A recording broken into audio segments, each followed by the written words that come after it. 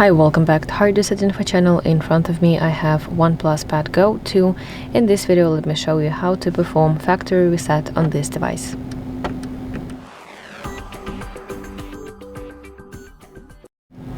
Before we start, please make sure that you back up your data because this process permanently deletes all your data from your tablet.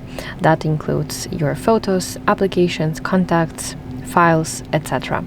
So let's open settings and let's scroll down to system and update.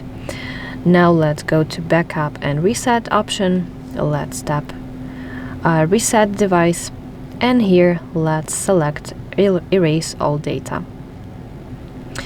And after this you want to tap clear button to confirm, and after this you have to enter your PIN or password, and after this the data will be erased.